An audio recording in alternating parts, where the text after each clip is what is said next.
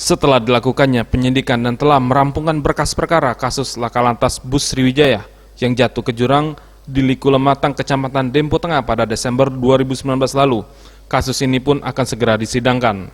Kapolda Sumsel Irjen Pol Eko Indraheri mengatakan, berkas kasus telah dinyatakan P21 atau lengkap. Selanjutnya akan diserahkan ke Kejaksaan Negeri Pagar Alam agar dapat segera disidangkan. Dan pemilik perusahaan bus Sriwijaya berinisial MR kini berstatus tersangka. Ditambahkannya dalam menangani kasus ini, penyidik cukup mengalami banyak hambatan untuk melengkapi perkara kecelakaan maut yang menewaskan 35 penumpang.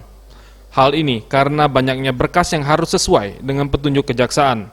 Dan dengan dijeratnya pemilik perusahaan PO Bus Sriwijaya ini, ia mengharapkan dapat menjadi pembelajaran bersama agar pemilik perusahaan dapat lebih bertanggung jawab.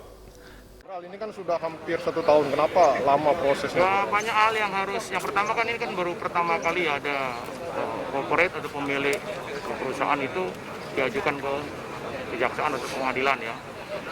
Jadi mungkin harus banyak hal yang kita penuhi ya, ada kesulitan penyidik ini banyak sekali.